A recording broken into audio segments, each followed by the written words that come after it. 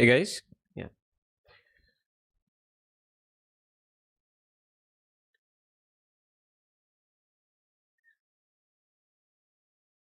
just a minute, guys. We'll be starting in a minute. So let me just put this.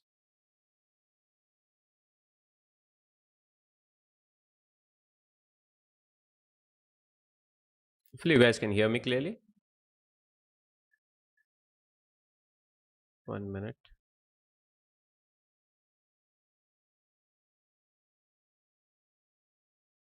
Yeah, let's get started. So today we started a little late because of the streamers battle which was going on. Just finished at 8 o'clock. So yeah, that's why a little late. So we'll continue with our build game series once again. Mm,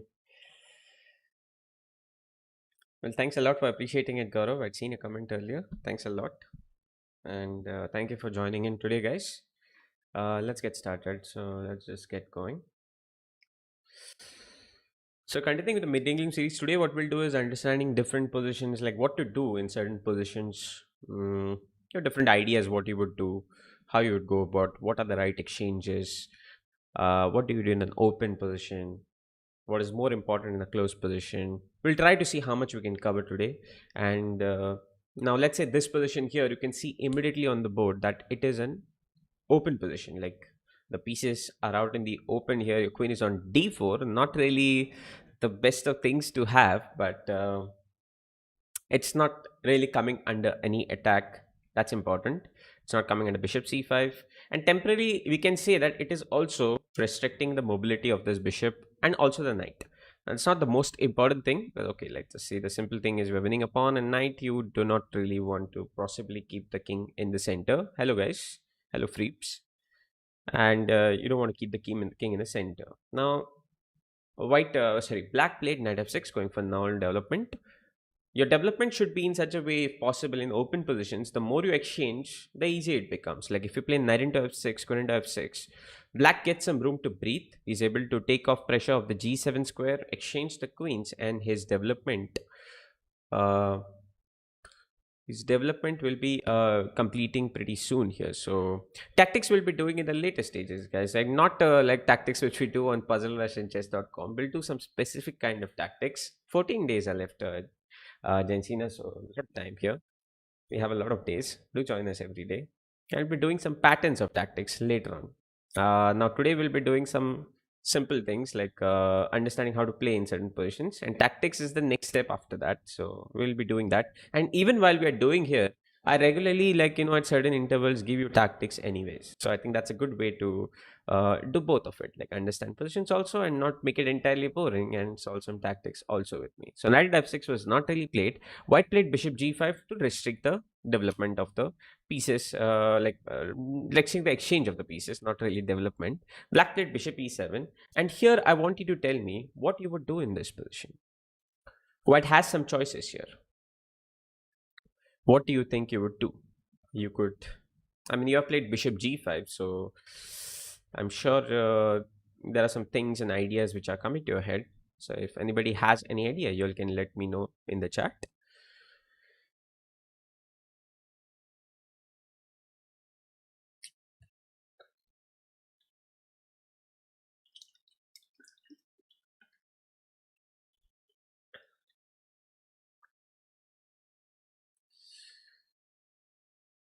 So basically here you can continue with development or complete development, get your king to safety. These are the basic things. So some of the ideas that we can see in this position are like, let's say we can castle on the king side, and just that is also considered to be development. So you can complete development, or we can think of moving out our bishop, let's say to d3 or c4, and castle on the king side. But there are other things also, like, yes, okay, knight d6 check is also possible. Now this leads to some exchanges. It stops castling, but it also allows black to exchange a few pieces. So it's important to understand when these exchanges are good and when these exchanges are bad. Yes, bishop c4 also is a good choice here. But when to understand like knight d6 is a good choice, or when to understand keeping the pieces on the board is a better choice. Like you can keep more pieces on the board by castling, especially the queen. But knight d6 check is actually a good move here, because if you go to see bishop d6 is nearly forced, queen into d6, and the only thing that black can do in this position to get his castling going is try to exchange the queens. Now, If you go to see, it leads to some exchanges on the board. And like I said, when you have a symmetrical structure, you have an open position like this, the more the exchanges, the easier it is for your opponent. But one important thing to understand here is that we have a bishop advantage. Our development will soon be complete. For example, let's say castle, bishop c4, rook e1. We have the pair of bishops. And most importantly, black is not really able to develop very quickly here. So 96 actually is a decent choice in this position, because black is not able to, or even if he does, let's say even if he does like manage to get his king to safety or so, you still have a nice lead and you should try to capitalize on it immediately. Can you tell me what you would do here in this position? You can go for normal development, and I'm sure everybody is thinking of this, but can we do something better in this position? You're trying to capitalize on the fact that you are slightly leading in development, so you can try to initiate more weaknesses or try to do something else also apart from normal development. Like black is planning to artificially castle and then try to get his pieces in order. So in such positions, you can see if you can do something specific, you can try to benefit or from your lead in development, or you can try to restrict the mobility of his pieces, like try to stop him or try to put him more problems when he is developing his own pieces. Anything apart from bishop c4 with normal development, what else can we do in this position? Rook e1 is like helping him. This is exactly the kind of move you should not do, Shubham. You're going again for exchanges. Like you exchange the knight for the bishop and you exchange the queens already. That's good enough. I don't think we need to do more and more exchanges, because you know his idea is king f8. It's not really helping us. Bishop f6. Very nice, Samay. Knight into f6. You're helping him. You're giving away the bishop pair, which you just did. And you're helping him also like get his bishop out and develop the pieces. That's exactly what you should not do. Try to see if you can go. If you don't find anything, you can go for normal development also. Try to restrict his pieces. But if there is something better you can do in certain positions, you can restrict his mobility or capitalize on your lead. Yes, somebody in the chat said 94. Now, this move does quite a lot. It's trying to capitalize on that lead in development. Go for knight f5 immediately and then take that d6 square, which will further restrict black's pieces even more from developing. One more important thing, black may play b6 and try to get the bishop out here, because let's just say we play something like bishop d3, king f8. You still see that he cannot move the knight because he's going into some weak structures there. He might play b6 and bb7.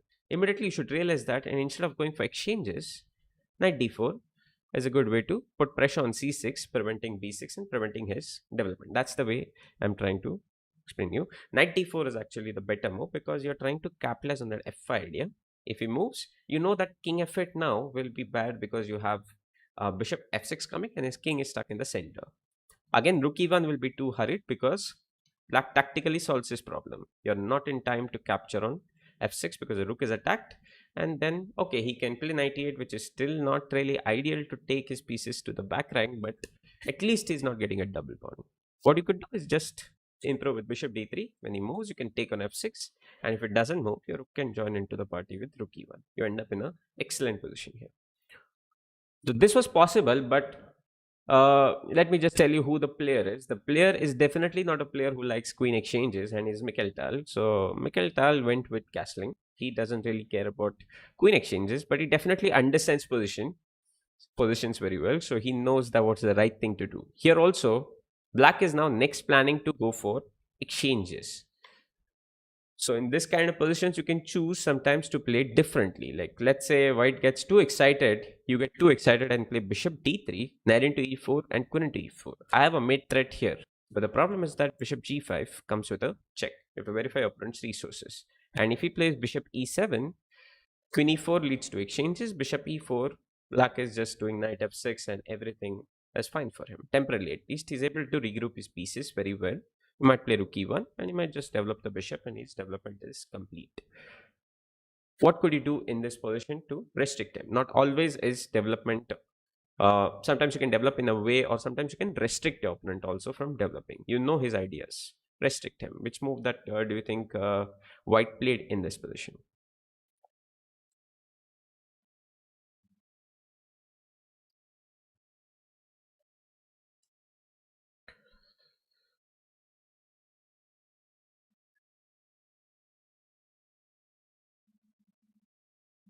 Once again, people are joining new.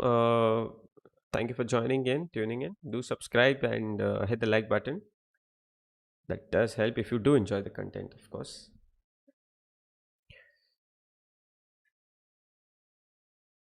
Any ideas, guys? Knight d6 is exactly the move that Mikhail Tal went with here because you can definitely improve. Like, we will get tactics in this game also, Jensina. Um we will get tactics, don't worry. Tactics are like the uh, tactics only will help finally, so it is definitely going to come sooner or later, but we are trying to go with some personal improvement, and then tactics also will be there, and later stages we'll do some particular patterns based on tactics only. So knight d6, if you take bishop d6, queen d6, you can see that black is completely restricted with his pieces, cannot play b6, cannot move the knight, and you have some pressure here. You have the pair of bishops. He plays queen a5. You can just put bishop c4, but is having an excellent position here, like absolutely no problems. And okay, maybe we should take care of this idea with knight e4. I got a little bit excited there. Maybe we should take care of that also, or do we? Knight e4, do we have some tactics? Yeah, we can initiate some like tactical resources like queen f4 and no, knight f2. No, maybe not. Maybe let's just take care of that with d2, bishop d2, bishop c.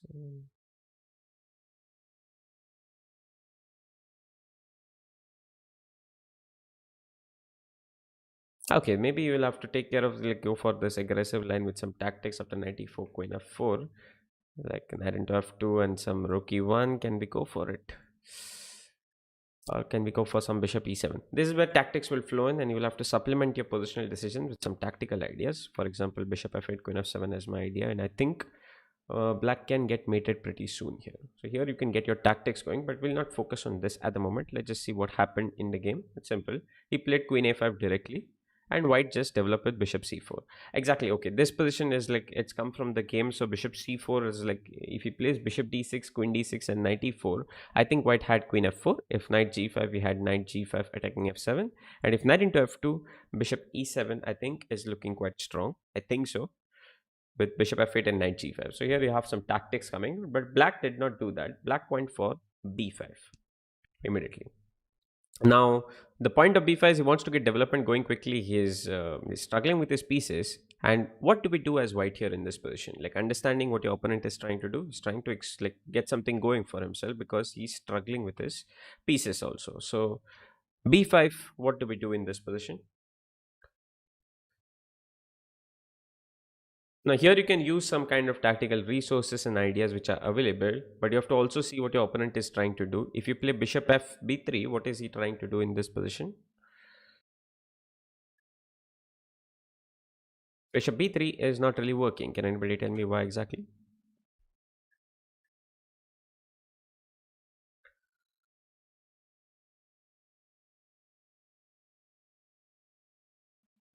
He gets bored with my games, is it? Well, then he doesn't need to watch my games. That's okay, Jensen. If he's bored, then that is okay.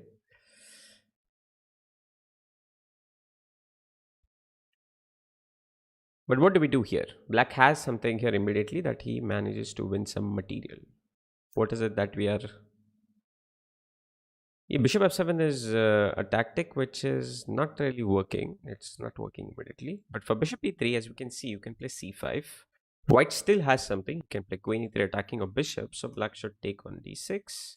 And then he has c4 trapping your bishop here immediately. Thus, you cannot really take knight c8 immediately. Well, uncle, you're gonna take knight c8. Like, okay, you can take knight c8, but that again doesn't really help us. You're taking and eliminating his bad bishop.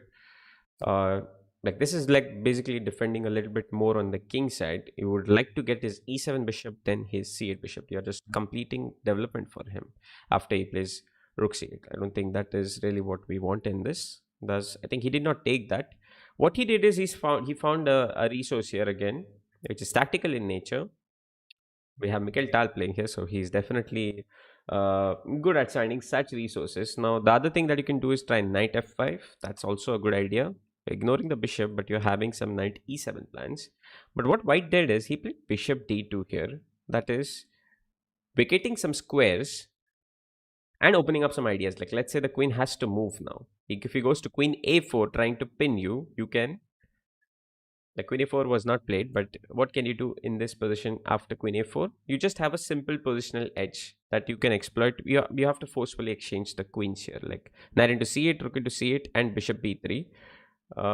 Queen into d4, knight into d4. White does maintain a nice edge here, but he's exchanging the queens without allowing that c5 resource. Like for example, if you do the same thing right away here, you cannot really retreat the bishop back to b3 because of c5. And this bishop on this diagonal is excellently placed. You don't want to take it elsewhere somewhere to e2. That would be passive. Secondly, you also have an a to b. So bishop d2 was a nice move here. If queen here, now you have to take c8 because that's necessary. The thing is that now you're going to play an endgame, or let's say close to an endgame, with the pair of bishops, and your bishops are excellently placed. If he plays a6, this idea is technically c5, you can just put knight f5 and go ahead with development. But black tried to keep the queens on the board with queen a6. Now if he plays bishop b3, again the point is that he still wants to play c5, capture that d6 knight, and push c4 on the board. So here, what do you think white did in this position? White to play. Now you wanted some tactics. You will be seeing some tactics flying up on the board. But what do you think white did here?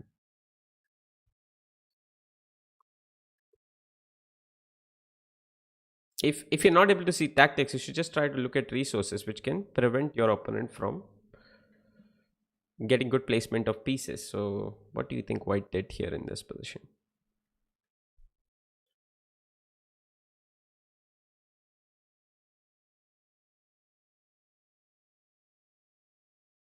Yes, knight f5 is what he did in the game. Attacking the e7 bishop. So bc4, you have knight e7 coming in.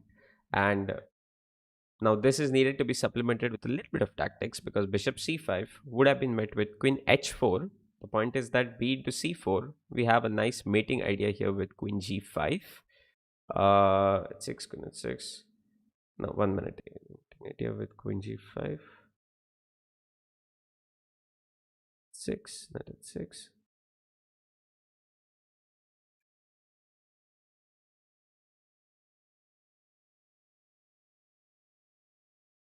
No, I think the mating idea here was with what was the mating idea here? It was knight g7, queen g5, knight h6.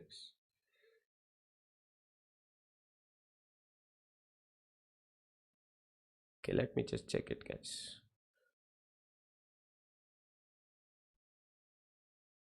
Queen g5 was met with knight e8. The move was bishop c3 in this position. Okay, there is some issue here. Made a mistake, I guess. But bishop c5 is not what he did in the game. He went with bishop d8. And the point is that this the attack that he played with queen h4, this is not really important at the moment. Actually, I have made a mistake here. But okay, in the feeding, I made a slight mistake here. So we'll not go with this game. But okay, he went with queen h4. There's some inaccuracy here. He wins with bc4, and then I don't see a mate here. So I made a mistake here. Sorry, my bad, guys. But what we wanted to learn here is like how to restrict your opponent and what would have been better. That was the learning point. Let's just go to the next game. I will fit this game later. Now here, let's say we have a simple Carlsbad structure here. It's come from the Queen's Gambit exchange variation. What do you think are the basic plans for white here? Black just played rook e8. How would you try to progress in this position? Anybody? We had discussed this like on the first day. What are the relative ideas there? Actually, Rahul Kumar, I think I made a mistake. The queen g5 is not really working there. So I've probably fed it a little bit wrongly in a hurry. It was Mikhail Tal's game, but and you tend to see such ideas, but I think I've fed it wrongly. So it's okay. Let's just focus on this one now. Rook e8. What do you think you will do in this position? What are the plans in such positions? We have discussed this on day two, and as well as a little bit on day one also. Sure, Jensina, we can definitely meet next time. What do you do in this position, and how would you continue? What are the plans for white here, and how do we progress? The structure is this. You have the pair of bishops. What are the ideas that white has in such positions? Any ideas? Anybody? You'll remember. White can continue in 2-3 different ways in this position.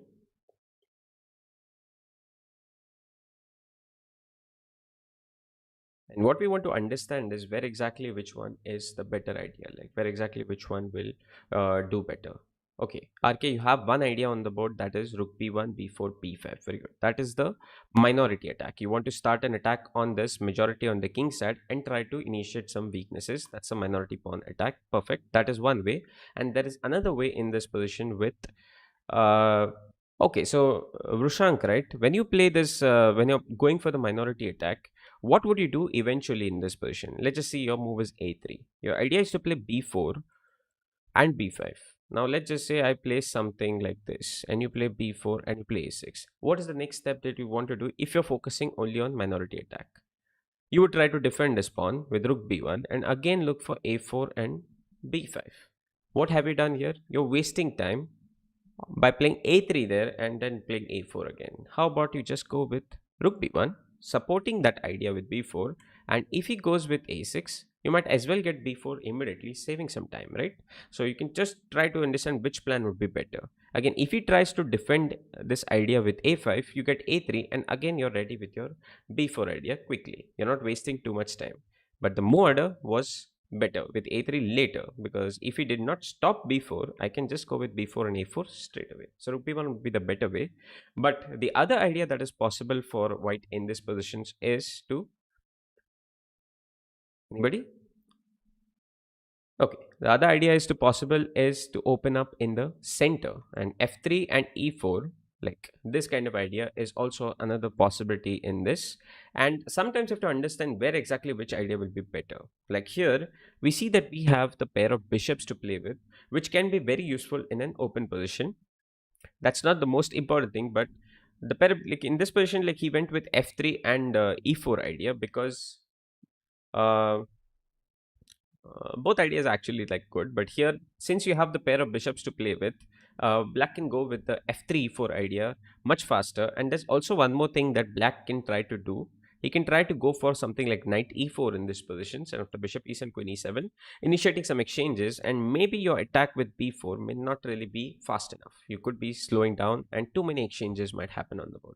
So f3 e4 is another idea in this position. Sometimes if you have the pair of bishops, e4 also is possible, where you do tend to take the isolated pawn. But in that position, maybe you would prefer another piece, like for example a knight on f3 and maybe black had a bishop on c8, then e4 would be okay. But here I think it's leading to just too many exchanges, and black has a tactical resource also.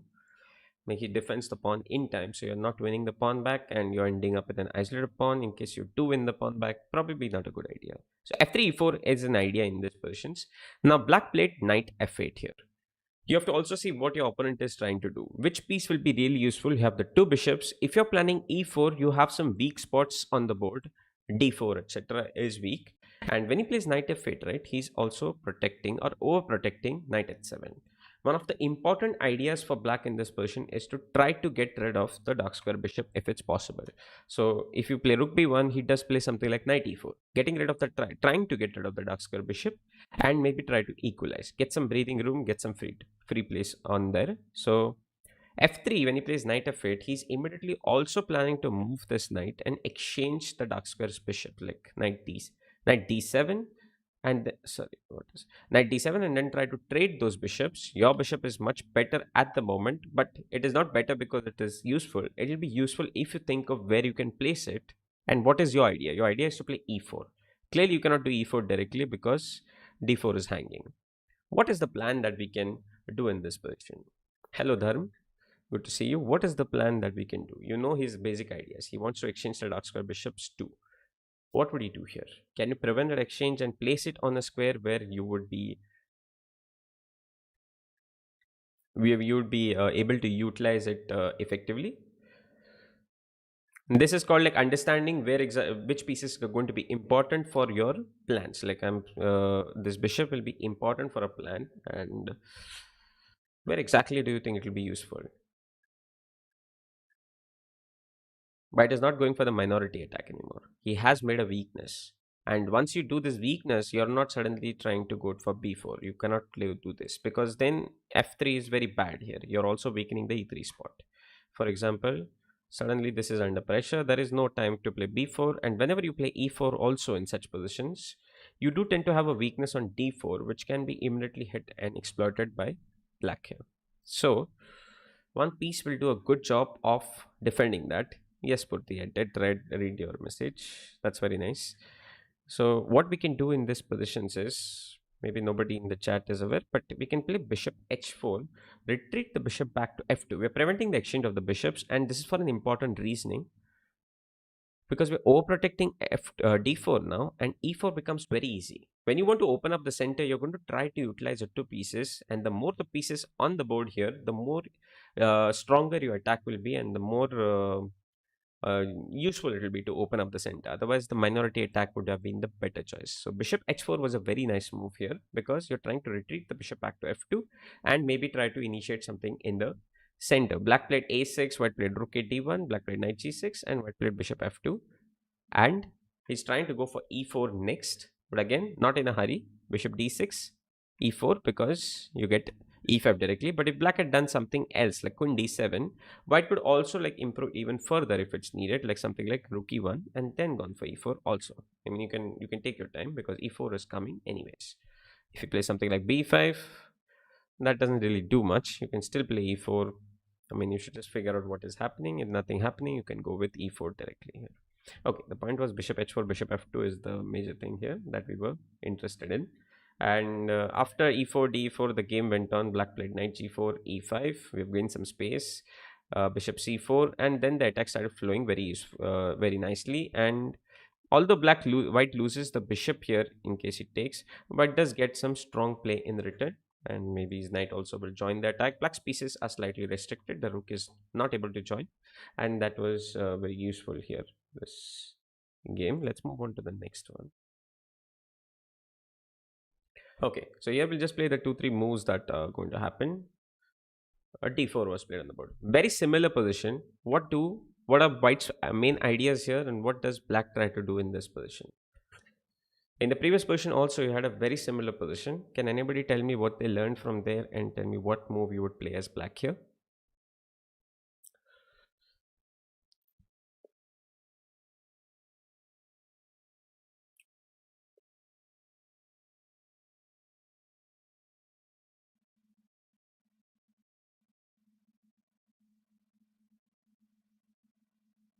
Once again, guys who are new here, thanks a lot for tuning in. And if you do enjoy it, then definitely hit the like button and subscribe. We are here for 14 days. If you have any difficulties, pop it up in the chat or in the comment section also. Glad to answer it. Okay, this is black to play, not rook c1. Yes, knight e4 is the move. You can try to restrict your opponent in the center. Basically, his plans of playing f3 e4. The more exchanges, the lesser impactful that f3 e4 kind of things will happen. Like, so knight e4 was played, white consolidated with e3, black just solidified with knight f6. One more common mistake in this position is to play f5. Like, okay, c5 is also possible. Like, in such positions, c5 is also possible, where we have seen these positions with hanging pawns. I think immediately maybe also possible, because e2 is weak, but then you will be facing hanging pawns, and we had seen this yesterday or on day two or yesterday. We had seen some examples on how to play against these structures. So now black can play differently with knight e4, e3, and one common mistake here is to play f5 immediately. Like, f5, I'm trying to gain some space. You have to understand whether f5 will be useful. How useful is f5 in this position? It's not really useful. Your opponent is not going to take on e4. He's going to try to defend this pawn, kick your knight away. That is one thing. Or he might also try to exploit this e5 square and f4's hole that you have created. f5 is not really that useful, because he's not forced to take on e4. Rather, f5 also, like, your bishop, maybe you could try to improve that bishop in the future, and f5 would be a problem, like we'll see in the game. Knight f6, rook e1. Can anybody come up with a plan for black here now? What to do next? Should we capture on c3 and continue with knight e4, or can we do something even better? Hello, small timer. I'm good. How are you? All good, all good. Rook e1. Can anybody come up with a plan for black here? So let me flip it up for you. Black to play. Just think of something. Try to just improve your pieces, maneuvering, placing it in the right squares. Very important. Do we really need to do knight into c3, or can we do something else also?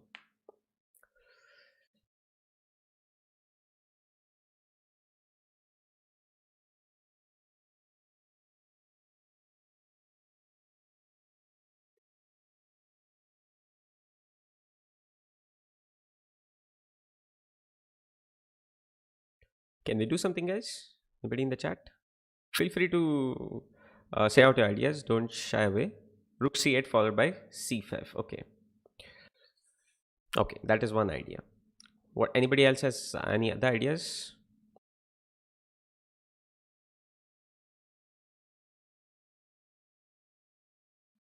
Yes, rook a c8. Yeah, that is. I understood. Rook a c8. Of course, you would not want to move this rook to c8. Absolutely not needed.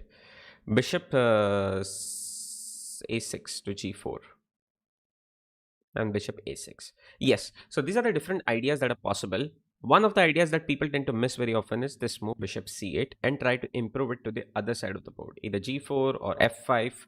And that's where the pawn f5 would have come in the way and would have been a big problem because that was not really useful. Bishop c8 and you can improve the bishop to the other side. Now, how to understand when exactly which ideas are good?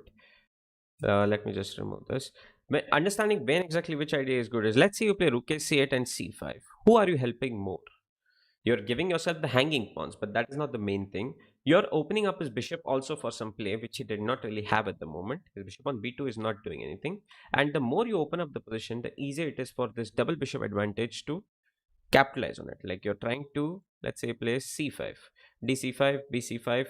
I might take on e4 or I might play knight a4 and start attacking your weaknesses. Suddenly my bishop is activated and you have given me this initiative on the board with knight a4. It's not initiative, I would say, just some breathing room. Like he did not have this. The bishop on b2 got into the game suddenly and he has got some ideas of his own now. Whereas if you keep the position slightly closed and keep it here only, like the bishop on b2 not doing anything. Similarly, you should understand your bishop on b7 not doing anything. And you can just simply try to improve it to the other side. Also, c5 could be played. It could be played later also, right? No rush. You don't have a pawn on c6 which can be immediately attacked either, that you need to play c5. So this maneuvering is also something that people tend to forget in the game and very important. You can try to improve like this. a5, b5 also the same thing, Ashank. You're trying to just, what are you trying to do with b5? Like, what is the main goal? It doesn't really do anything other than, weaken this c5 square, which let's say the knight goes on a journey to maneuver, will really try to exploit it. Unnecessarily don't push your pawns and weaken because a4, it's not like it's a strong attack there. ab3, ab3, there is nothing much you have gained. So understanding if his king was here, of course, you can go with b5, a5, b4, whatever. That is okay. But here you don't really need it. One more common mistake, attacking on the king side, starting it without any resources available, like h5. I just start with my attack. See, how much will it benefit with h4, h3? Not much, maybe. And if you give him the hint that you're continuing with an attack, he might find something for himself. He might find a defense. How about playing bishop c8, improving your pieces, and suddenly giving him a surprise with h5 and h4 and go with an attack? Much better way. We'll see how we continued for a few moves. White saw that this idea with bishop f3, sorry, bishop f5, h5 is going to be strong. So he immediately committed to f3, knight into c3, bishop c3, and bishop f5. You also did one more important thing by maneuvering your bishop out to f5. You have temporarily stopped an e4 idea that he had on the board. Yeah, rook c1, if he tries to attack c6, we can just continue with bishop f5. The point is that he doesn't really have an immediate way to attack c6. You can just defend it with rook c8 or might even like improve your queen to d7 with some further ideas of exchanging the bishop and continuing with a attack with h5, h4. So you're just in time. Actually, no, maybe rook c1, like you can also like, maybe knight e4 is of a little bit of a worry. A moment, I forgot about knight e4 coming here. But okay, we can take on c3 maybe, or we can even just maybe, what else can we do here? We can defend with bishop d7 also, no rush. You can bring rook c8 and then maybe utilize the bishop on the other side. The main thing is like it is better on this side of the diagonal. And maybe white should have played rook c1, unless there is some tactic we are missing out. Knight f2, knight g4 is not really working. h5, eight.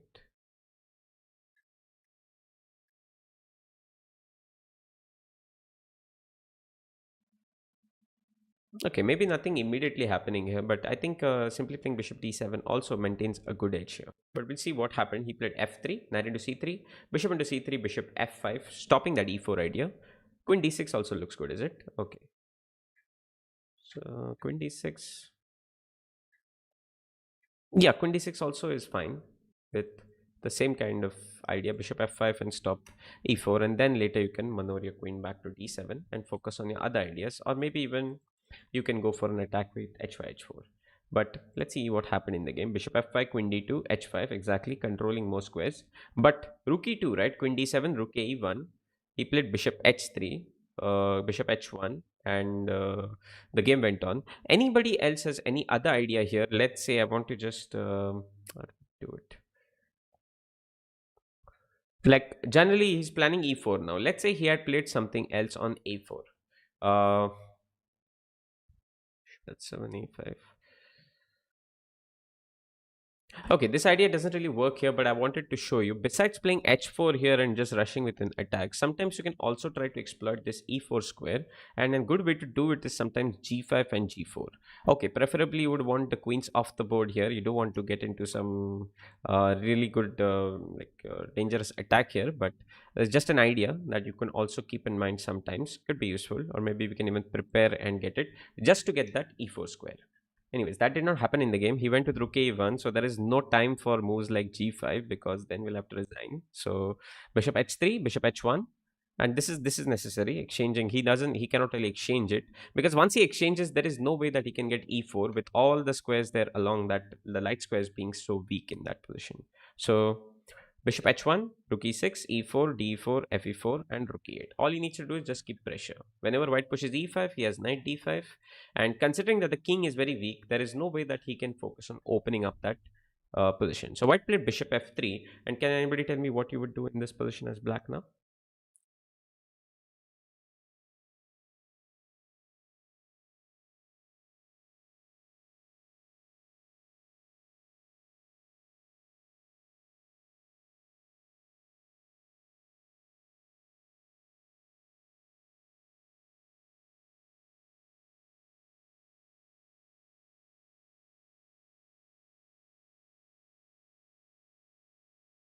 What would you do as black here in this position? I had highlighted this to you in the a moment back, and you know what black did. You know what black played in the position. So yes, bishop g4. Try to exchange that light square bishop. Immediately, everything on that light square is weak, and you can go with bishop g4 here. The right exchange here. I mean, bishop cannot be really that useful in the attack now, but exchanging will completely expose this king. Not the right color, of course, red. Completely expose the king, and then it will be a big problem. If you play bishop g4, sometimes you can also play h into g4 to establish some more control over this f3 square or h3 square. You can try to exploit it. For example, queen d3. Anybody has any ideas here? Doesn't have to be the only move or something, but anybody has any ideas that you can exploit just because of the g4 pawn?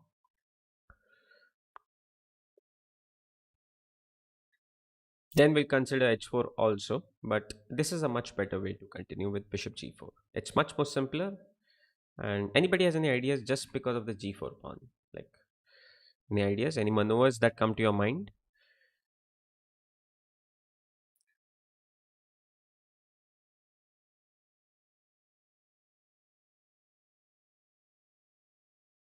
C5 is what you want to do, is it? No, not C. Yeah, knight h7, knight g5 is the maneuver. Now, it may not be the best thing to do in this position, and you can do much, you can do much more differently. C5 though is a bad idea, Pratik. Like c5, you're allowing d5 and you're allowing him to activate. Like you don't have a tactic with knight d5 either here. So I don't think c5 will be a much better idea here because you're simply allowing him to activate the bishop. Now we'll just go back to the board, and you said h4 here. See, h4 is okay, but I think we have a much when you have a much simpler idea with bishop g4, there is no need to rush. H4 can be played later. Like for example, let's just think of it. I play queen f4, or I can play queen g5 too. Let's just say I do this. At g3, at g3. Do we really have a strong attack now? Not really, and you suddenly allowed him to maybe get some ideas on the h file. This is exactly what you don't want to do. Maybe some tactical resources too. Unnecessary. Bishop g4 is a simpler way you can exploit it positionally in the game. Now bishop g4, your opponent played his opponent played queen f4. Black just took on f3, queen f3. What is the next step in such positions? How do you get advantage to go even further to the next level? What is the next move? Rook e5 after c5. Like I think that that wouldn't be good. You're simply giving up your exchange. Again, what is the right way to do it here in this position? Put more pressure, initiate more weaknesses. That's all you need to do. Change the position in your favor.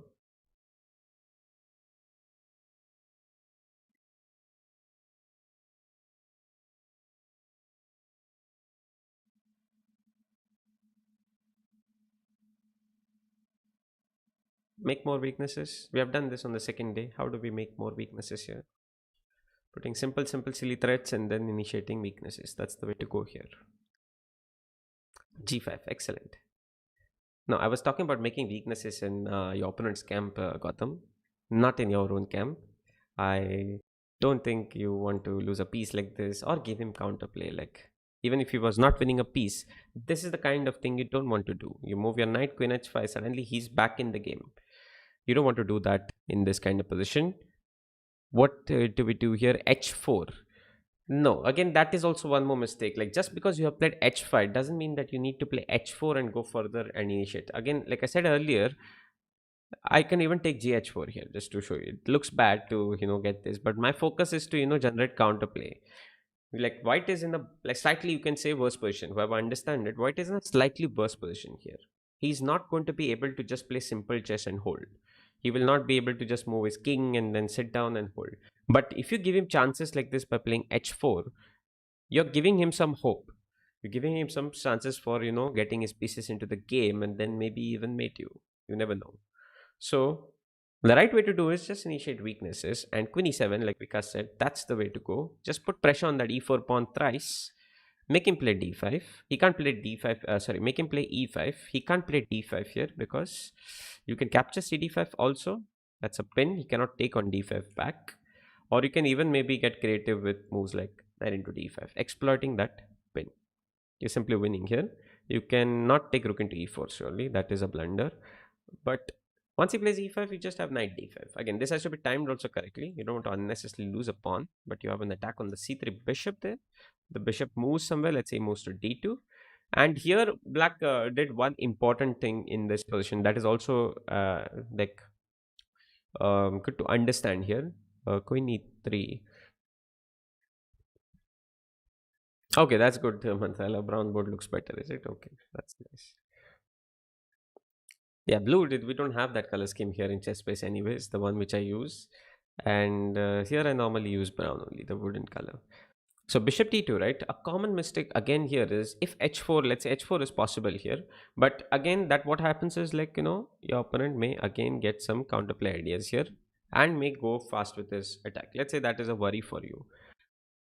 Common mistake here is to just defend with g6. This also gives him some ideas along the dark squares. You have some weaknesses here, right? G6 can be played, but it has to be met also correctly. But let's say you can get into some problems here, right? How about you just ignore that pawn and try to do something yourself speedily? Instead of defending this pawn, what white did is, this is just, I'll show it to you. He played queen, black did is, he played queen a3 and immediately went for capturing the a2 pawn and continued. Like queen into h5, queen into a2.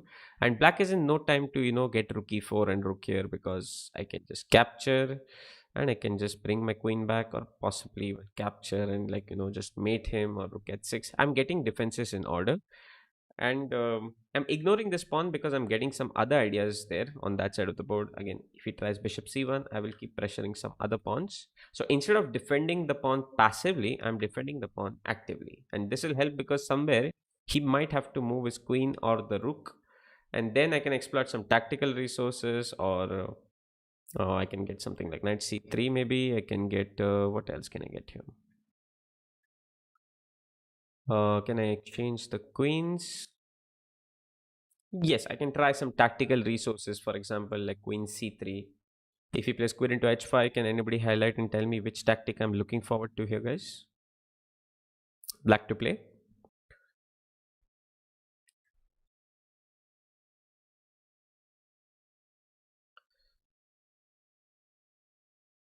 So tactics also are a very important part of the game, of course. And here we see one tactic that supports the idea of queen c3 exchanging the queens. What is the move? c5. No, c5 is not the tactic, okay? What should black do here? After queen a6? Yeah, we will be rook f2 is played in the game, Ojas. So we'll come back to that in a moment. Knight f6 is the tactic here, which immediately wins the exchange because e into f6, rook into e4, and you have e1 also hanging. So basically here you can even capture on c1, and then you can capture the rook on e4. White is not really having any way to give a mating net also. So you're much faster here. You're getting that tactic going. You're winning the exchange. Now coming here in the game, he played rook f2, generating some idea for counterplay. And here, black just, what do you think black did in this position? Black finally decided, like, okay, the simple resource of playing rook e7 is not working. Preferably, though, you should try to do that. Preferably, don't try to change the position too much if you have something to exploit on the other side. But here you can see that if you rook e7, there is some bishop g5 annoyance coming in, and white is maybe winning some material. So black finally changed the position a little bit and played f6. It got a little bit risky actually for him after this. White played queen into h5, queen into a2. But somehow white is not able to capture anything. White has no immediate sacrifice or any immediate idea. For example, if he plays queen g4 here with some hidden ideas, you can take on b3. If he plays bishop h6, you can defend this. How do we defend this now?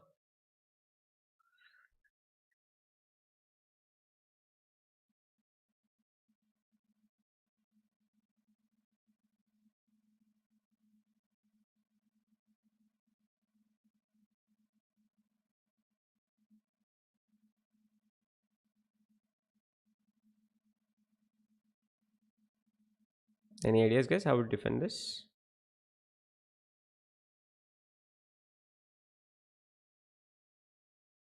Yeah, you can do rook e7 and defend it because still you maintain the spin on the board. It is a little risky, but then you have to use somewhere, you'll have to use your tactical resources also, and you have to calculate. That is the next stage. You'll have to calculate a little bit. You cannot always have the easygoing position here. But okay, rook f1 was played, queen into b3, queen g6, rook e7, and then the next stage of the game started. Bishop g5, white went for some dangerous tactics, but black held everything together because he has finally two connected pawns on the other side of the board. EF6, Queen C4. The game got too complicated, and we don't want to go into this at the moment. There was something where black could have done differently and better, but we don't want to go there. Let's move on to the next position.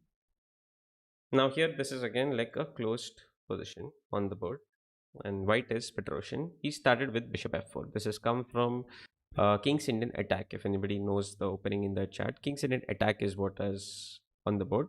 White played bishop f4, and here generally, black tends to go with the b5 and c4. Like, he tries to attack on the other side. White mainly focuses on this side of the board with h4, h5. Now here, immediately in this position, black gave white a choice and played f5. So what has happened here is the position is at the moment closed, uh, and white has a choice in this position. What would you do here? He can either go and end pass with e into f6 and open up the position for the bishops, or he can completely ignore and continue in a different way. Now, how to determine in which positions which is important is what we're trying to focus. But first, I would like to know your suggestions. What do you think you would do here? Capture f6 and continue, or play something else and continue? What is that something else? Also, you all can mention in the chat if you'll have any ideas. Then I will let you know where exactly how to determine which plan will work better or which plan will not work better. Both are actually good in this position, but I'll just highlight some important things to you. It could depend on the pieces that are there on the board. Right now, there are all like there is not a single exchange that has happened on the board. So ef6 is one possibility. What's the second possibility? Anybody can tell me? Other possibility, not going and pass and continuing simple. Yeah, you're right about it. ef6 will weaken the e6 pawn. Yes, but it also helps black get some activity for his pieces.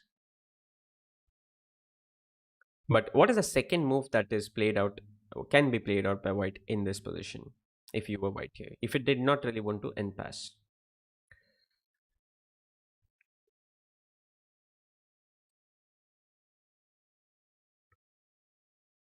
uh, d4 is what you would want to play in this position.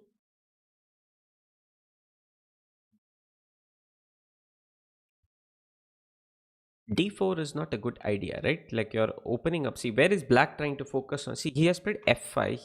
He's locking down that position. He's trying to maybe expand on the queen side later. And he's also having another idea of his own, which will put your pieces, like try to restrict your pieces even further. H4 is the idea here. Like you have to also recognize that black has some G5 idea here. Gaurav, like if you play D4, he might get some play and he might gain some extra space. Maybe even think of F4. Not really sure, but he can definitely do this and gain space on both sides of the board now.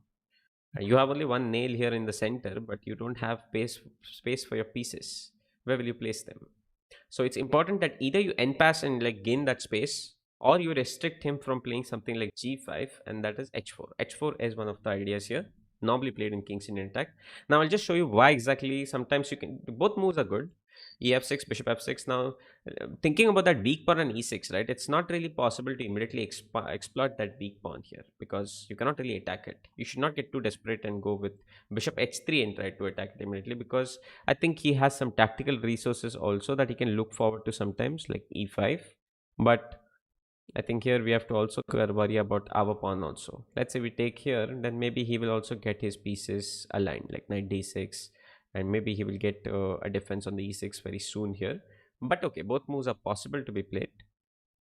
Now, when exactly would you choose? Let me just show you the next position that I have here, and we'll come back to this. Now, you can see that there's a difference in the position immediately. Here you have two bishops on the board, and black again has played f5, let's say. Here, what you would do? Here, you can definitely take on f6 and continue, or would you not take on f6 and continue? Like, it depends on some, like sometimes your piece composition also. Here also you can play h4 and like, continue normally, like the other way we were discussing. But would it be better to take ef6 in this position?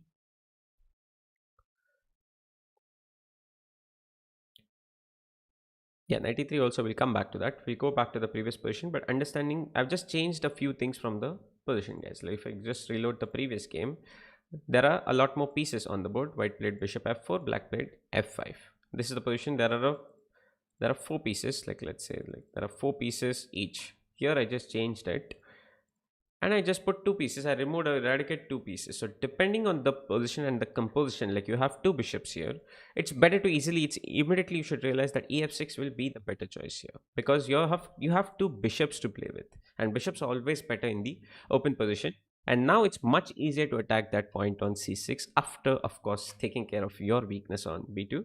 You can think of easily attacking on the e6 point, or even if your opponent gets some space with e5, we can just retreat it, and then we have, like, we can activate this bishop here by attacking that d5 pawn. He doesn't really have a light square bishop. Automatically it becomes evident that your bishops will do better in the open position, so the exchange is correct. But now let's just change it even further and put knights. Now here you have a choice, because you're missing the light square bishop.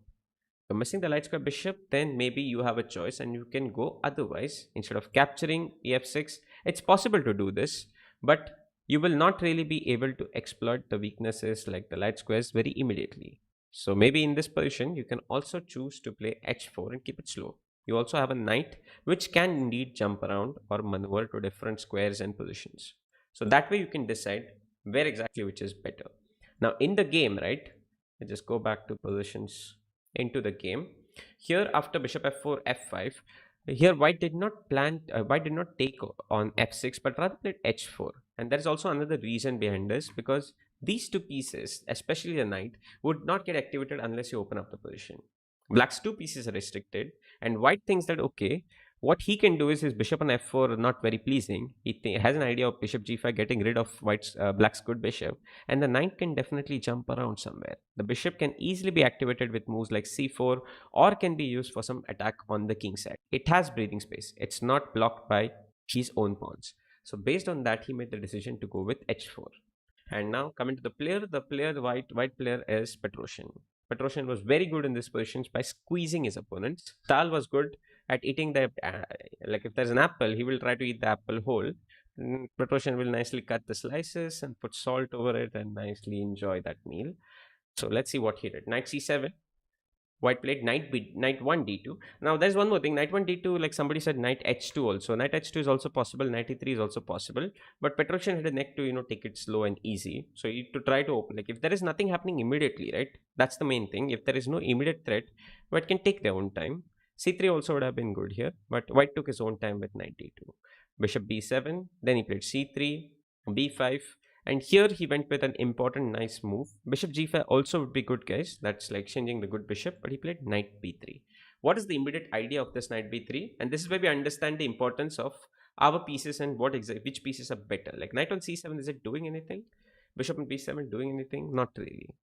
That's the point. Two pieces are dead, and your pieces actually, which were like not having the room, these two pieces can actually now suddenly go to better positions or trade themselves off. So knight b3, putting some pressure on c5, and black casually played a5 here. What is the next move for white in this position? Anybody in the chat tell me? Knights are better in the close positions. Agreed. Trying to force c4. That's not exactly forcing c4, but c4 would be good because if you play c4, I get a square on d4 that my knight can enjoy. Suddenly attacking e6, and all my pieces are suddenly active, and they're breathing very well here. Let's say after a5, what would you do in this position?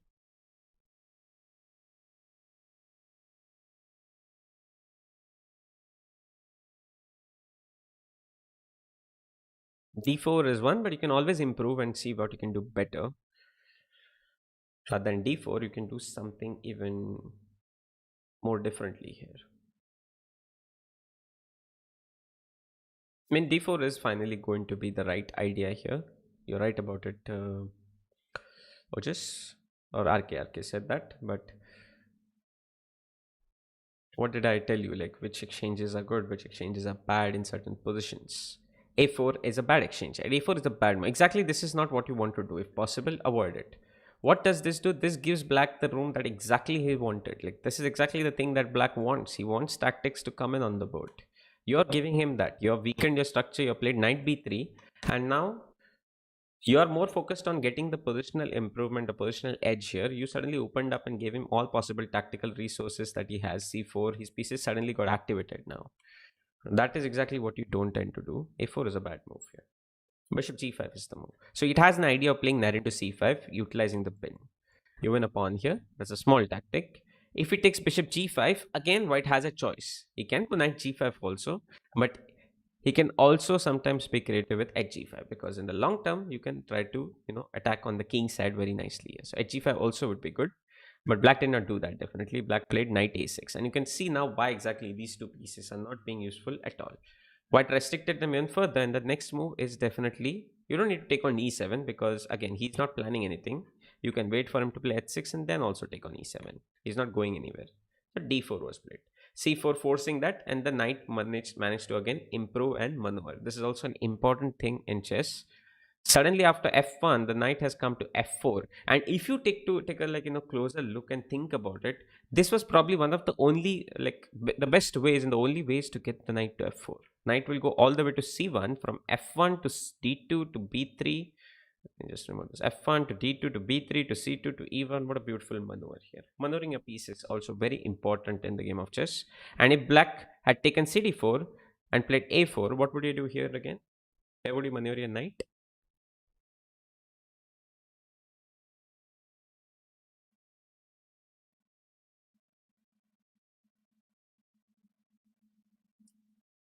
One maneuver is to f4, but you can also keep it or take it through a better route also. Where exactly can you maneuver your knight now?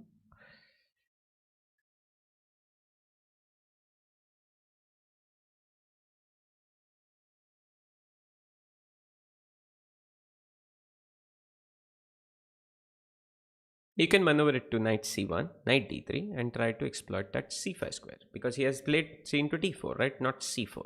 Understanding the position. So you can take it to d3 and try to exploit the c5 square. And now we realize the importance of why exactly white closed the position. He managed to get rid of the bad, he managed to get rid of the bad bishop, let's say, and managed to improve his bad knight on f1 to a much better square and make it useful. Whereas black has pushed all his pawns on the light squares. He's just one pawn away from putting all the pawns on the light squares, and his bishop is dead.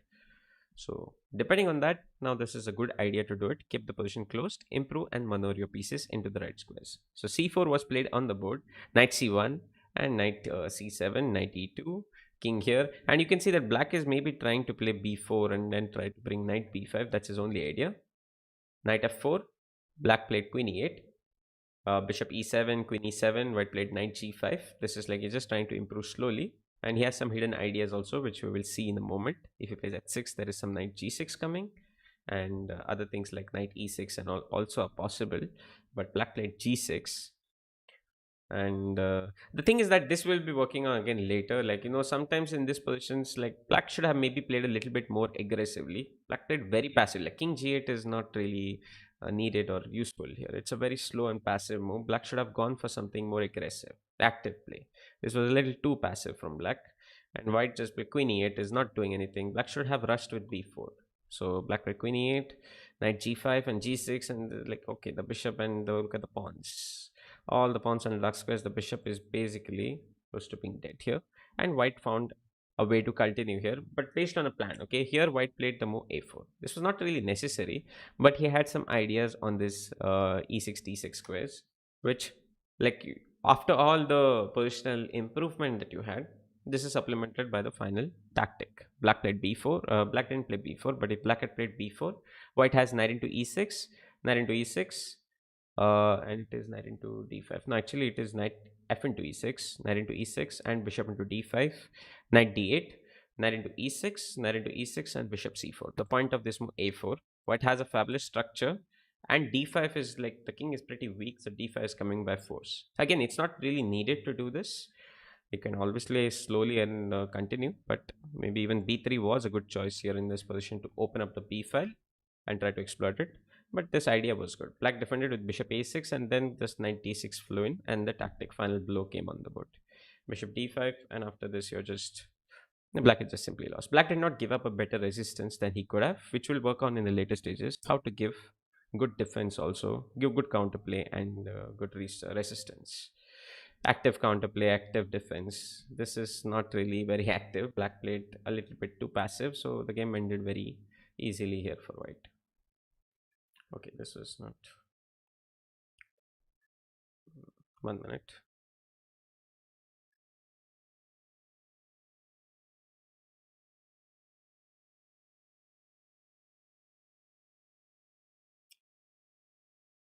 Yes. Now we have a simple position here, and thus far we are looking at open positions, closed positions, and sometimes you can also think of symmetrical positions, when exactly they're good, when exactly they are not really good, and what to do in these positions. Hello Atul, nice to see you. Once again, guys who are new here can definitely hit the like button and subscribe. It will be really helpful. It does help us, support us, and help us motivate to come more often. So here in this position now, how do we improve? What are black's immediate threats here? Okay, I don't have the thing to make it, but we will definitely make some mods in the coming near future. Do stick around regularly. We'll definitely make some new mods also. Shresh, and I don't have the thing right now anyways. I'm just reading the chat, but I don't have that right now. I cannot make mod right now. But okay, so here in this position now, black's threat is what exactly? What do you think black would do in this position?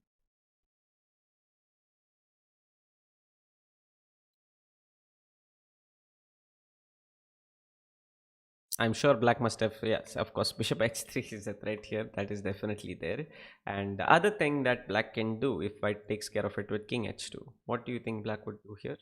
Let's flip it for you. What do you think black will do immediately? We did this on the first or second day, I think.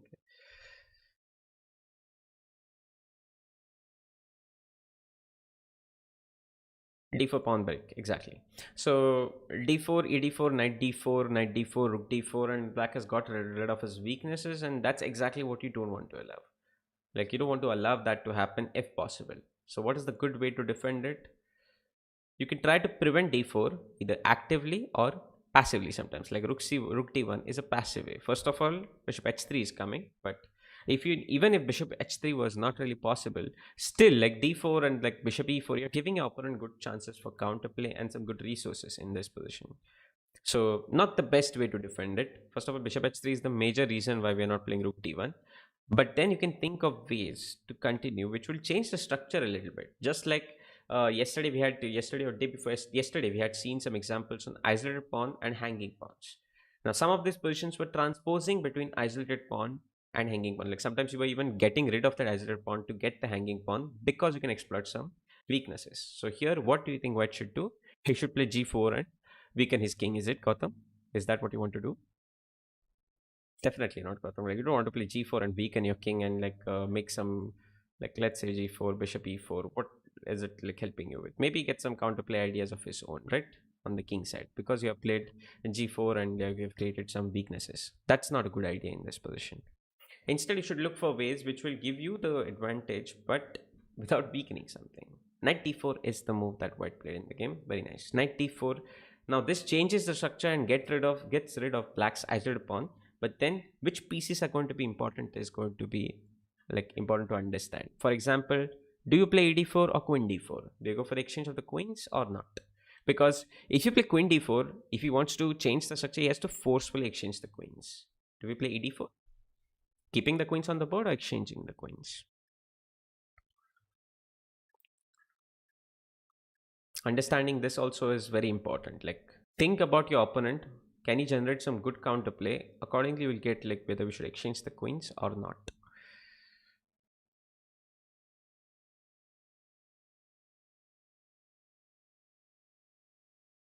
Yeah, so Akshay says like we should go with the queen. What about the others? Do you think queen?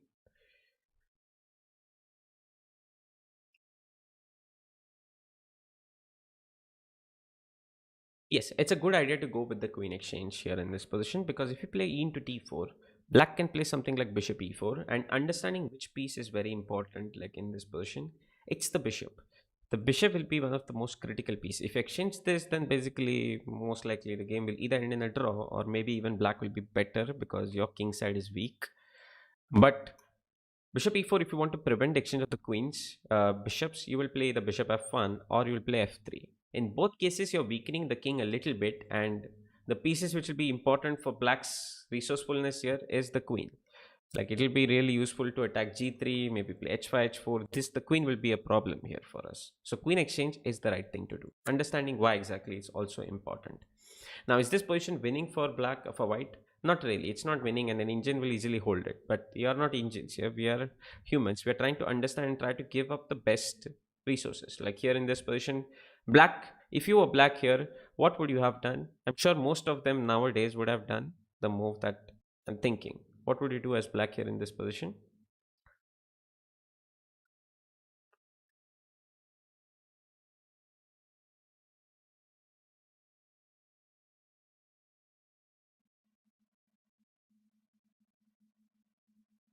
White is planning rook c7 and he has doubled up the rooks. What would you do as black in this position in the chat, guys? Rookie 2. I know everybody here nowadays will play Rookie 2, and this is like the active defense that you should try to go for. Maybe even Rook C7, you lose a pawn or so, you get some counterplay in that. But this is an old game. This is like 1972, and that time people were not really that like resourceful with the active defense. Rather, defense was considered more important. Rook E7 was played, and slowly the game gets worse and worse. Rook E2 is definitely the one kind of thing. Bishop E4 though, Akshay, like just like I highlighted, white would not mind playing f3 here, or would not mind even playing bishop f1 here. In both cases, you're missing the queen, which can be a problem for black here. So bishop e4 would not be as useful, because white should not go for exchanging the bishops though, or allow exchanging the bishops. This maybe could give you some winning chances, but preferably you keep the bishop on the board. Always the bishop will be better in this position. Like you will keep your bishop, you have a better bishop. You have a d4 pawn which is on the dark square. Understanding this is also important. He cannot attack it, but you can definitely put pressure on the d5 pawn later. So rook e2 would be the way to go, but black played rook e7. White just simply tried to improve with the position with f4. Again, black played bishop e6 here. Again, your resourcefulness should be important, like either bishop e4 or bishop g6, like sacrificing some material. Maybe that would have been better, but I think here maybe f3 and then king f2 and then rook c8. It still is worse. Rook e7 itself was not the best choice anyways. White played g4, the bishop went back. White pushed f4, and now like unnecessarily pushing the pawns is also not a good idea, but here you're able to get king f2. There is no knight which can dominate the light squares, so it's a good idea here to play f4. Again, black should have maybe tried something like f5, going for some counterplay, but black did not do that. Like black was playing very passively. Like we have seen this happen in the olden games also. Very passive sometimes, like rook c8. Where rook c8? Rook c8 here. Okay, after bishop g6 or bishop e4. Yes, of course, rook c8 can be played out and tried to win some material. Maybe black can try rook e1, but okay, still you end up winning a pawn, of course. Black played bishop e6, f4, then f6, opening up some square, and king f2. And then we just see some beautiful outplaying and just show you why exactly the bishop is better than this. All you need to do is just convert slowly, no rush. Putting your pawns on the better squares, like a5. First thing, light squares, you improved it to the dark squares. Rook d7, and black did not give any sort of strong this. We will be doing this later though, like how to give better counterplay. Black just started sitting down there with rook d8, and white just simply took his own time to improve. Rook e7, rook c8. Finally he understood it. Okay, maybe with the two rooks, like the bishop here does a good job of preventing both the entry points. That's one thing. Here also excellently preventing any sort of entry for the rook. Now it was time to change the position slightly. So one pair of rooks go off the board. Rook c8. You have opened up many different ideas now, and you can try to exploit these weaknesses. Looking f7, b5, b6, and then ab6, ab6, rook b8. Finally, we get that one pawn, and that should be enough. Rook e6, bishop g6 was a resource pawn which black missed out on. But even then, otherwise, like if you play here, even if you play slowly, you can still manage to improve, because black will be struggling here with his rook on dc, just playing passively. More often than not, you will definitely go on to lose, even if white plays h4, h5 and slowly tries to improve. It's not really the best of defenses. Maybe even rook d8 would have won the pawn here. Something or the other will go wrong for black anyways, but white found bishop g6 and the game was basically over after h4, because he's just stuck there. He's just not doing anything. And after g5, he just resigned. So the game was over. All he has to do is, like, just either trade maybe, or can we do better? Mm, well, you can trade, and, like, you get the king also up there, and then maybe just exchange the bishop for the everything, and then your opponent game is simply winning here, just like this, and then just do this and king h6, and the opponent game is winning. So black just resigned there. Let's move on to the next game. Okay, not this one.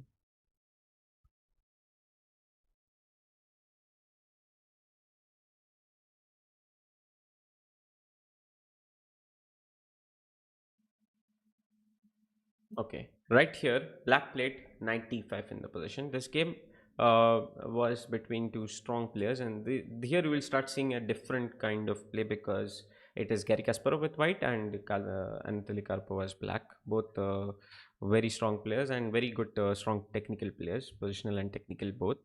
So knight into d5 and c into d5. Like here, black played the move knight d5 and changed the structure a little bit, because white has too many ideas of his own, and black is not really able to exploit that weak pawn on d4 effectively. His knight is on a bad positioning to exploit, like attack the pawn. Bishop cannot really capture it. If you try something like this, white is on his way with some tactical resources, and that's why black decided finally, okay, I need to just exchange that bishop off the board. Knight into d5 and c into d5 came on the board. Now we have a symmetrical position which we just saw just a moment back. Almost the same. We'll see how the game went. Okay, let me just turn that. How the game went. White played knight e5. That definitely is a good move, because it almost close to forces exchanging of the bishops. Like black gets the dark square bishop. Again, the right bishop, not the light square bishop. We're not interested in this one. We're interested in that dark square bishop. Black, if he plays queen c8, can anybody tell me what you would do as white here in this position?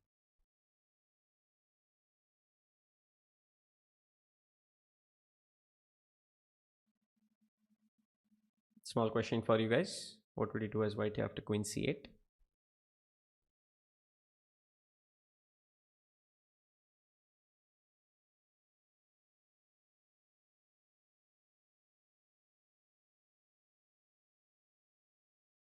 Rook c1. Okay. Let's say I play queen e6.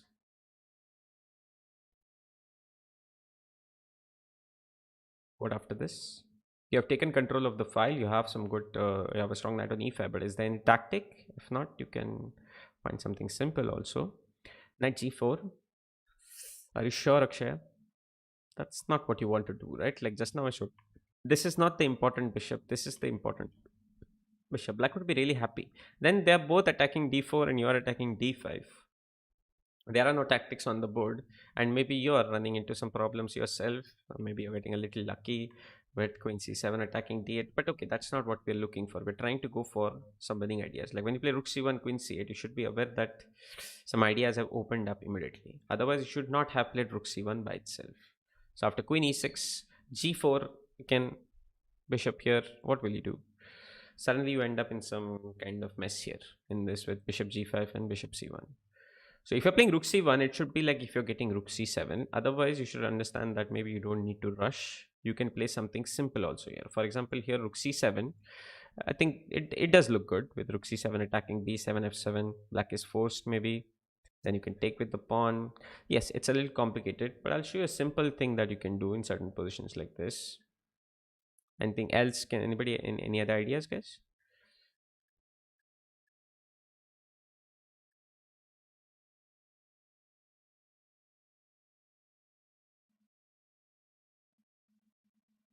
Yeah, just doing some positional, like improvement, understanding different positions, looking at different positions, what, how to play the ideas in close positions, open positions, symmetrical ones. That's what we are doing at the moment, Rumit. And you've definitely not missed a board, missed a lot, and you can definitely check out the video later, because it'll be posted. Yeah, rook c1, rook c7 is good. Like I just wanted to see if you would find something else also. You can play some simple chess also sometimes. Hopefully I'm not missing any tactic, but you can play some simple chess also. Besides that, you can even try to maybe just initiate some like pressure on this d5 square, like basically maybe queen g3. All I'm doing is I'm not doing anything much. I'm opening up some resources for myself. But if it's not working, some simple chess like this also will be good. When queen e3 does the same, the trade-off is anyways good for us, and if it doesn't trade off, we can later take rook c1. The idea of rook c1 was actually the best, but you have to be careful that you don't miss anything here. You can go with rook c7, force the exchange, and I think here maybe instead of the queen, right, maybe it would be better to, or safer to take with the pawn. I mean, not safer, like keeping more winning chances with the pawn, because I can see that he cannot push d4, and if I play bishop g6, now I can capture the pawn. But okay, I just want to show you, like if you play queen d4, everything is perfectly aligned here. There's no way that he's going to improve, and you can definitely win all those pawns. You can put pressure with rook c5, consolidate with f4 is one thing you can delay. You don't want to weaken your king. You can delay that, but you can pressure his pawns very easily. Very good structure here for white. Very difficult for black to play. So in the game, he played bishop e5, rook e5, bishop e6. Now there is one small change in the position here that we see, and that is that the queens are on the board. Okay. So when the queens are on the board, like if you're black here, you should try to keep the queens on the board or try to get something in return, like some file, some squares, something should be there.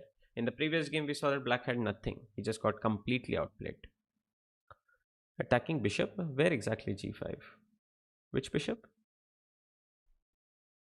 G4 you mean? Oh, G4 is weakening, right? That is exactly what you don't want to do, Ashank. Like, you don't want to weaken your squares. Because somewhere later, if you had put G4 now in this position, your opponent would be not getting H5, sorry.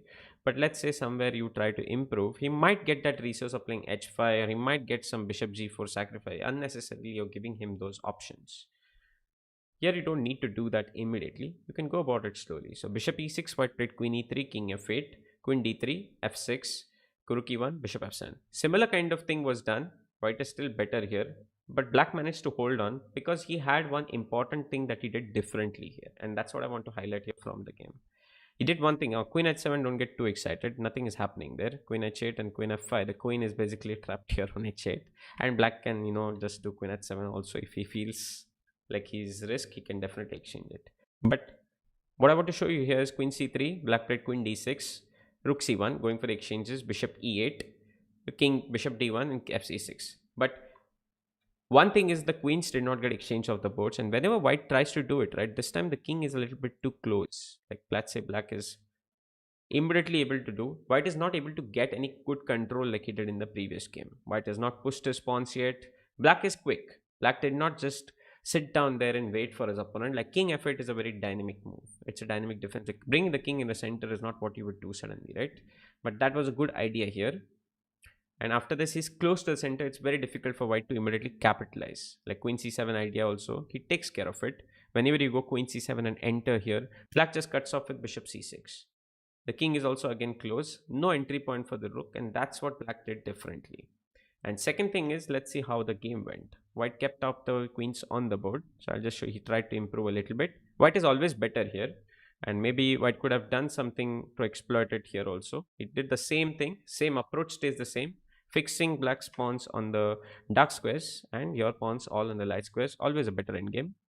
But there is one thing from here on that black did differently. It didn't allow the exchange of the queens. If you go to C, rook c5, queen e7, queen c3, g5, and at the right time, right?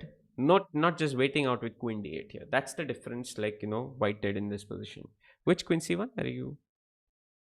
After queen c1, okay. I will explain, but I'll just show you what is the difference here.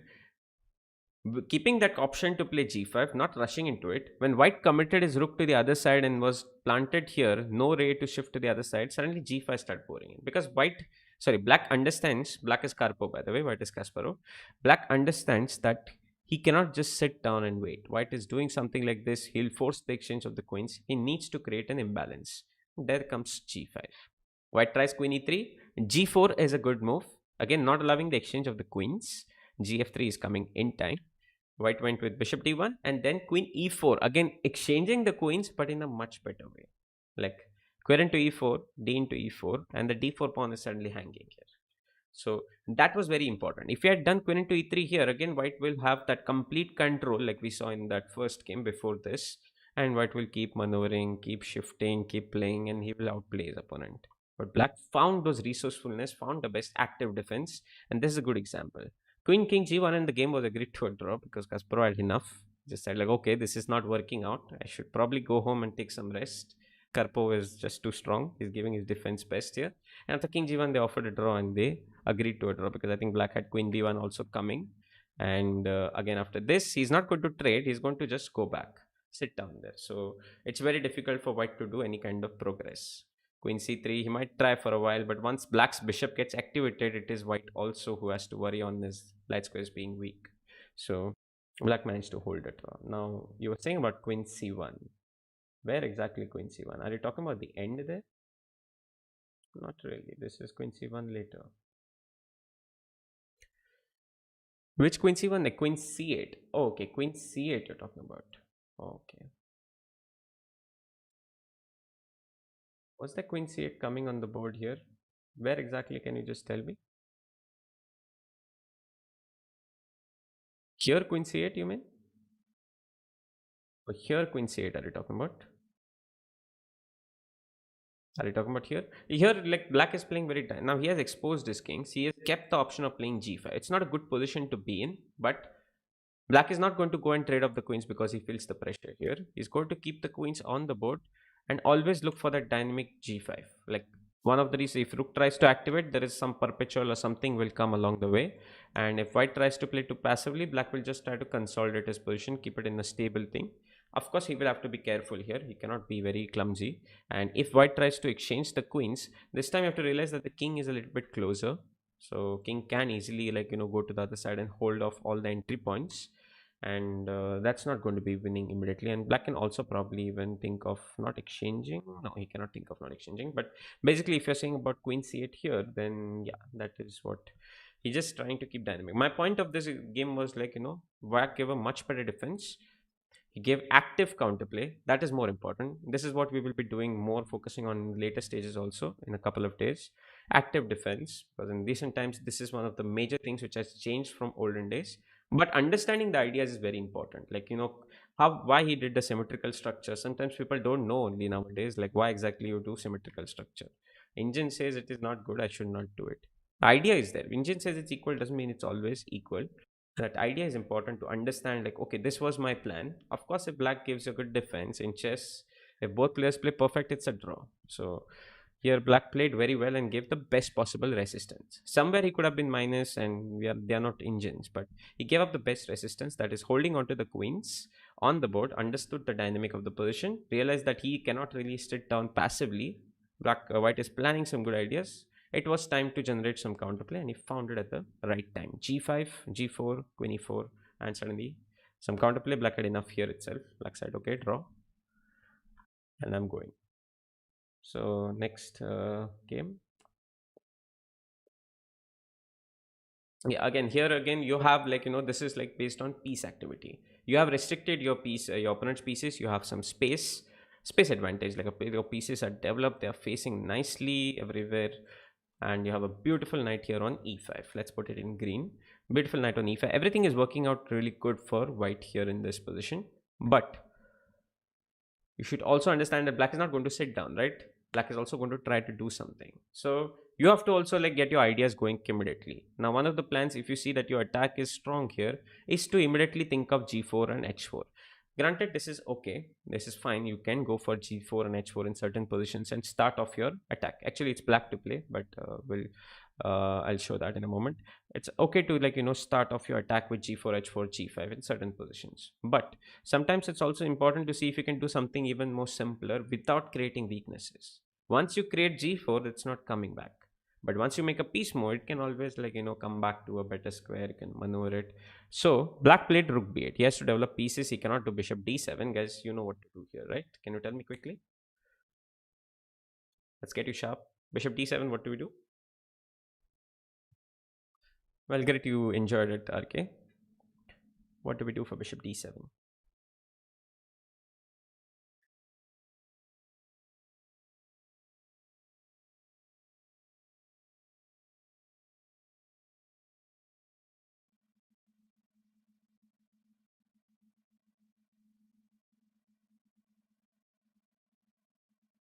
Rook into d7, exactly. Not knight g4, not knight g4, Gotham. Rook into d7. Simple tactic here, very simple, basic. Knight into d7, queen into f7. Either you win the knight, or maybe you can just get creative and mate your opponent. Can we do it? Knight g6. We can, first of all, your variation when you're calculating in a game also, when you're figuring out, right?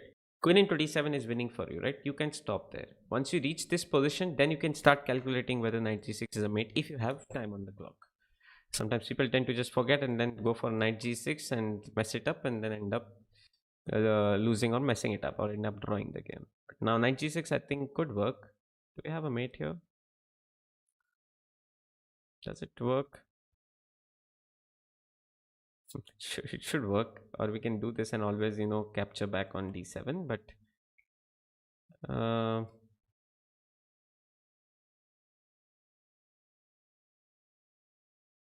yeah, queen g6 also is possible. Okay, it's not really important, so we'll not spend too much time here. It's interesting to see and figure out what is the mate. I'm always curious to find mates in positions like this, but okay, it's not really important. So rook d7 is a simple tactic. Black played rook b8, of course, to play b6 and bb7 to develop his pieces. So we have seen one like different pitch activity, different position structure, space advantage. Here we have white has space advantage. Next thing is, can we prevent the development of the pieces? We had done this in one of the previous games, restricting your opponent from getting his pieces going. Is that possible here? Maybe sometimes it's possible, sometimes it's not possible. For example, if you had the option to play c5 in this position, you could have tried to restrict his pieces by b6, c6, if that was an option. Just an example, not like it's happening here, but it's an example. You could try to either restrict your opponent's pieces, or you can try to improve your own pieces, or go for an attack, etc. Like g4. That's an idea to go for an attack, but I think it's too risky and you cannot move your pawn back. You know his idea already, you can get into problems here. Then we can think of simple ways to maneuver our pieces into better squares. Again, it will restrict black's pieces anyways, but you're also planning out your own piece placement, where exactly they'll be good, where exactly you can generate attack. Like you can see that maybe the king can be coming under some fire because all our pieces are aiming towards that side of the board. What do you think? We can continue in this position.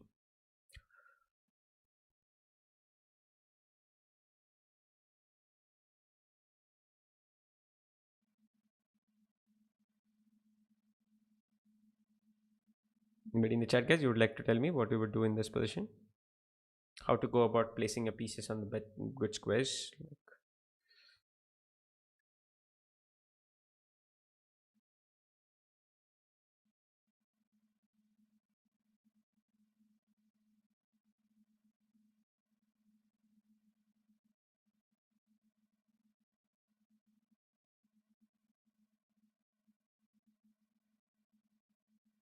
Queen d3, see, queen d3, what is the exact idea actually? You don't have, do you have an idea? Queen d3 if I play b6?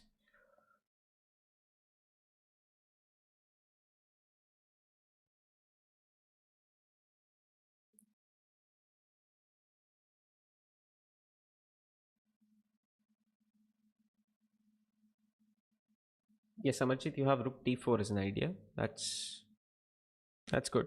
But one thing is queen d3, very exciting to think of knight g4 and finish your opponent. But be careful there. Like in such positions, when he has this structure and he doesn't have a bishop, right? He does have the square to run away, the flight square there on e7. So knight g4 doesn't always work. Queen h7, king here. Suddenly it is you who is getting to get mated with queen h2, queen h1 things coming, and you don't have a mate also. I hope you don't have a mate here.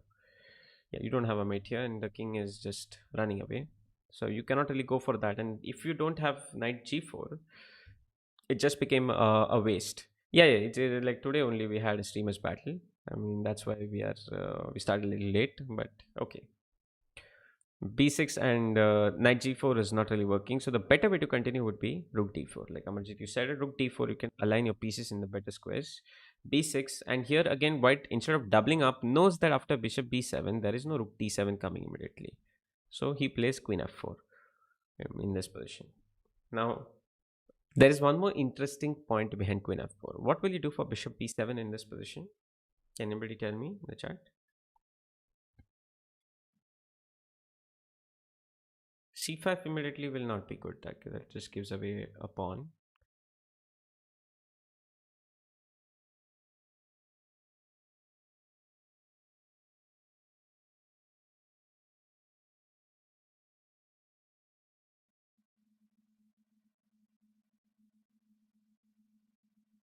You can definitely think of tomorrow. Will be back to 7 p.m. Nagaraj, like if so same time today only we had the tournament, so we started a little late. You can definitely think of playing rook d7 also. It's possible, I think, like queen to f7, king here, and I think queen g6 is the way to go, which is strong here, unless I'm missing something. Again, like we are back to that position where I'm looking for that mate. Cannot find a mate, but I can find many ways to win. Okay, so I was just looking for the mate, direct mate. There are many ways to win this position. One way I can show you is knight g6, knight f8, and then knight into e6 also is a win. The point is double attack, and black plays rook into e6 and rook into e6. It's long, but okay, this like it's a winning idea because you cannot really move your knight, and rook h6 is basically forced. I don't think I've gone wrong anywhere, and I've not blundered anything. Rook h6, queen h7 is forced. Black cannot really stop it. It's a little long idea, so you should look for simpler ones first and see if you have anything. Like generally, you have one mating pattern in such positions to sacrifice and play knight e5 check and then deliver a mate. Unfortunately, there are too many things coming in the way here. G6 is one thing. Otherwise, this would have been a nice mate. But I was thinking if there isn't a mate in this position. Or do we have queen g6? No, he has knight f8. Okay, he gets a defense somehow. I'm sure people in the chat can look at it again and figure it out later. There will be something which I'm missing out on.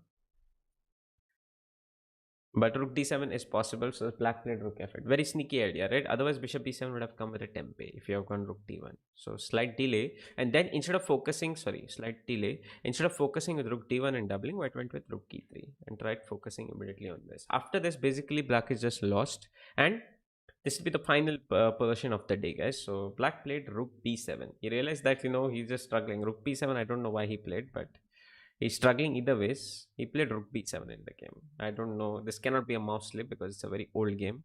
There is no mouse slip here. Can white anybody try to figure out and tell me what white should do in this position? White to play and win.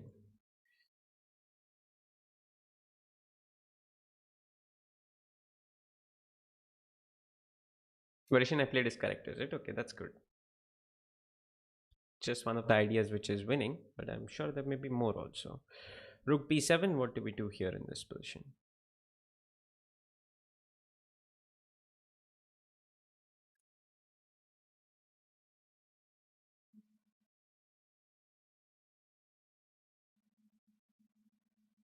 It would be brilliant if somebody in the chat could find it.